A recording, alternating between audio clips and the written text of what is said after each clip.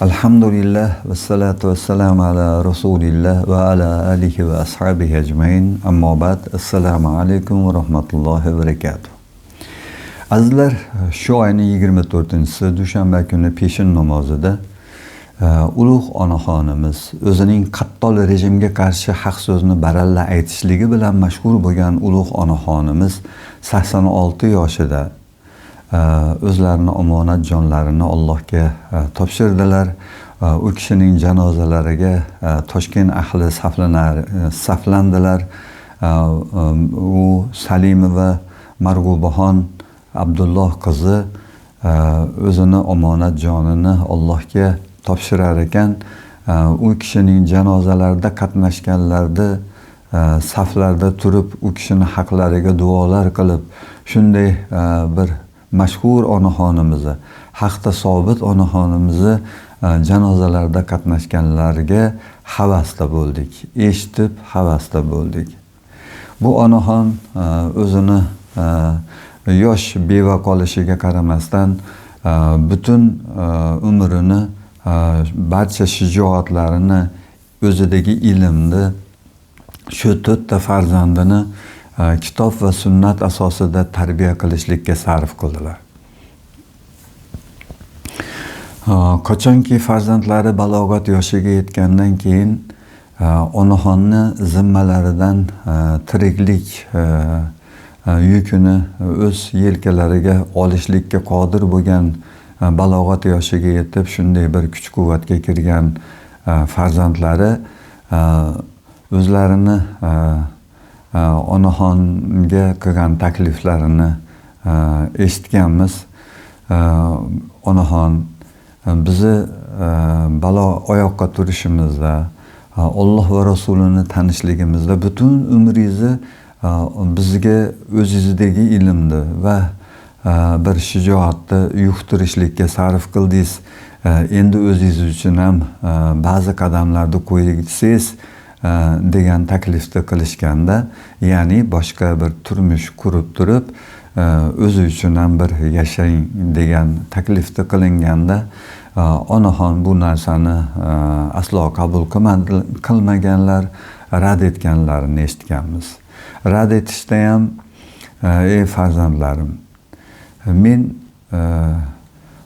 bobolaringlarni shu Alloh va Rasuliga bo'lgan muhabbati tufayli, bir ilm ahli olimlardan bo'lganligi tufayli mustabid tuzum sovetni shunaqa zulmkor rejim musulmonlarga nisbatan adovati tufayli bosmachi degan narsa tamg'a bilan bobolaringlarni o'ldirgan edilar. Undan keyin men sizlarni Alloh va Rasuliga bo'lgan muhabbat bilan qalbingizlarda bir Alloh yo'lida bir ilm egallashinglarga, bir haqda sobit turishinglarda kitob va sunnat asosida payg'ambarimiz sollallohu alayhi vasallamga izma-iz ergashishlikdan ta'lim berishlik bilan hayotimni o'tkazdim. Bundan men Allohdan qilgan o'zimning umidlarim bor deb turib bir hadisni rivoyat qilganlarini eshitganmiz. Bu hadisni roviysi yoki boshqa sahih va qanday o'rinda ekanliklarini o'zimizni ijtihod ahli mujtahidlarga topshiramizda, onaxonni shu lafzda ishlatgan so'zlarini keltiramiz. Rasululloh sollallohu alayhi vasallamdan so'ragan ekanlar sahobalar: "Ya Rasululloh, bir jannatga sizdan burun kiradigan kishi ham bormi?" deganlarida, "Yo'q, jannatga birinchi men kiraman va meni ummatim kiradi, menga ergashgan ummatim. Va undan keyin boshqa payg'ambarlar o'z ummatlari bilan keyin kiradilar." deb turib biroz sukut qildilarda, va men jannatga ro'para qilinganimda bir onaxonni menga ro'para bo'lib o'zini yoshlik davrlaridayoq beva qolib, 4 ta yetim qolgan 4 ta yetim farzandlarini Allohning yo'lida tarbiya qilib, taqvolik qilib, Alloh va Rasuliga bo'lgan muhabbat bilan qalblarini to'ldirib, kitob va sunnatga asosan yashaydigan qilib tarbiya qilib qo'yganligida bir Rasululloh sollallohu alayhi vasallamga ro'para bo'lib turib, "Yo Rasululloh, meni jannatga kirishligimda sizdan burun kirishligimga izn bersangiz" deb talashishlari haqida Rasululloh sollallohu alayhi vasallam rivoyat qilganlarini eslab turib, Rasululloh sollallohu alayhi vasallam u onaxonga marhabo deganlarini esladilar. Shu narsani aytib turib farzandlariga, "Men sizlarni 4 yillarda shu balog'at yoshiga yetguninglargacha bir haqda tanishlaringizda Alloh va Rasuliga bo'lgan muhabbatni qalblaringizga joylashtirishlik bilan va hayot maydonidagi barcha ishlaringizda Alloh va Rasuli o'rgatganidek, u Rasululloh sollallohu alayhi vasallamga kelgan risolat asosida hayotingizda tartibga solishligingizda ta'minlashlikka men butun umrimni sarf qildim va bu narsadan Allohga hamd va sanolar aytaman.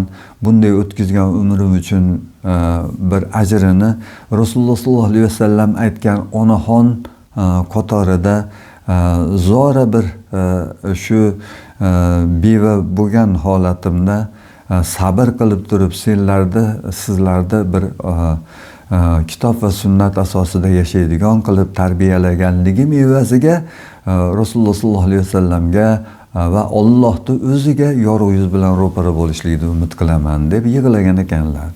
Biz shuni eshitganmiz.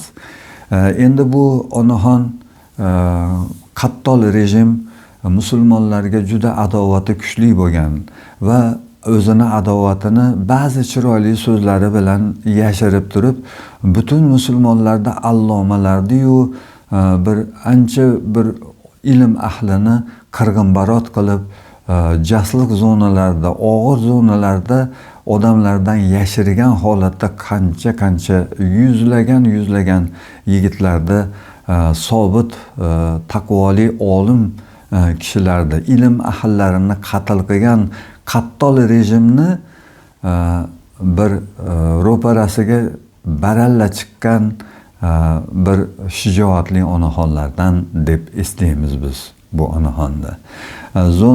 Bu farzandlaridan biri bu Allohga bo'lgan muhabbati tufayli mana shu Allohning so'zi yerda oliy bo'lsin deganligi uchun qamoqxonalarga u paytda bir tiqvarilingan, shu 99-yili 2000-yillar orasida bu onaxonni o'g'il farzandini qamaganlarida bu onaxon shu zona 47-zona, 33-1, 36, 51, 47-zonalarda zona yurgan farzandini ortidan yugurib va ularga dalda bo'lib, bu o'g'liga shijoatli bo'lishligini, sobit turishligini bir tavsiya qilgan onaxonlardan, mashhur onaxonlardan sanaladi. Va farzandiga bir nasihat qilishligida, seni boshingga tushgan zulm ota-bobolaringdan meros.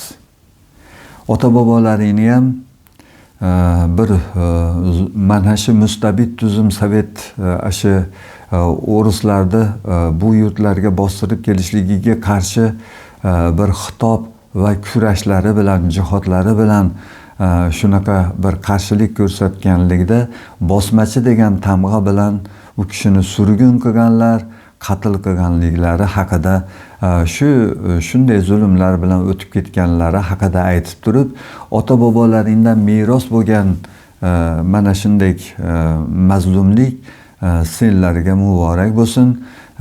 bir endi bu narsada sobit tursalaring, mana shu bobolaringni yo'lidan izma-iz yurib turib, bunday hayotda kechirishlaring.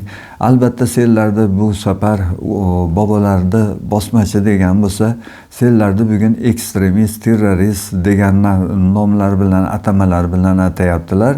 Bu narsadan aslo qalbingga bir ozor yetmasinki, haqda senlar sobit turgunlar, tanlagan yo'llaringni to'g'riligiga zarracha shubha qilmalaring deb onaxonni o'zi ularga shijoat berib turganlarini eshitganmiz. Bu onaxonni hayoti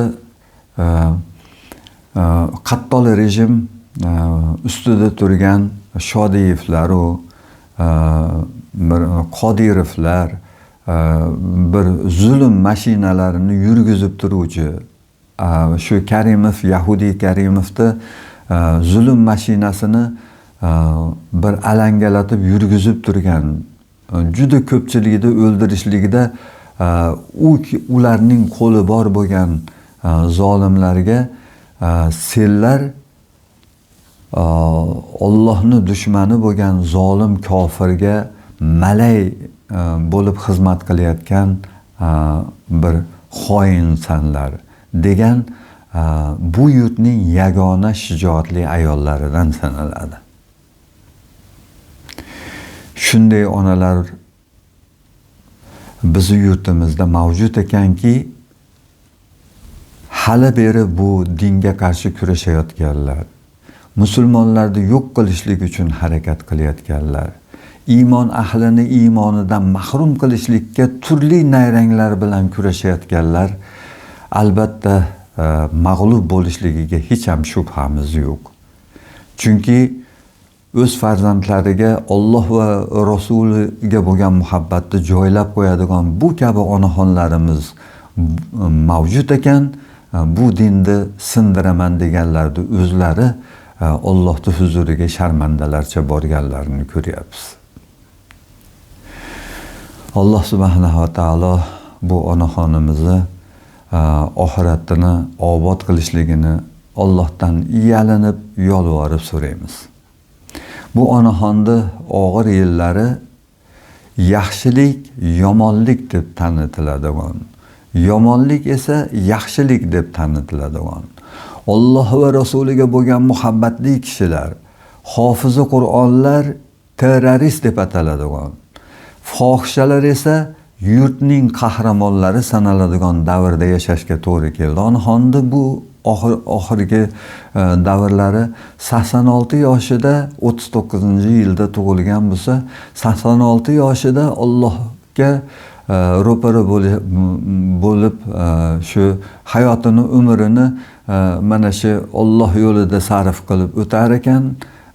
Bu onaxonni yashash davri shunaqa bir yaxshilik yomonlikka aylangan davrda, yomonlik esa maqtalinadigan davrda yashashlikka to'g'ri keldi. Lekin jamiyatdagi buzuqchiliklarga qarshi, zolimlarga qarshi, farzandlarini zo'nama-zo'na ularga orqasidan umrini oxiriga doir bir haqqiga duo qilib turib, ularni bir dalda bo'lib zonalarga borganda ham, sizlar to'g'ri yo'ldasizlar, to'g'ri yo'lda ekanliginglarga zarracha shubha qilmanglar. Sizlarga bo'layotgan zulm bobolaringizga qilingan zulmni egizak takroridir. Bu zulmlar ota-bobolaringlardan merosdir. Inshaalloh bu kunlar o'tib ketadi. Ko'z ochib yumguncha o'tib ketadi. Allohning huzuriga borganda yorug' yuz bilan boradigan farzand qilib tarbiyaladik. Farzandlarini Alloh va Rasuliga bo'lgan muhabbat bilan tarbiyalab, Qur'on va sunnat asosida tarbiyalaganda, bunday tarbiyani yoqtirmaydigan rejim boshqaruvi ularni qamoqxonalarda ushlab turishlikka, bunday kishilarni qamoqxonalarda qatl qiladigan davrda yashashlikka to'g'ri keldi.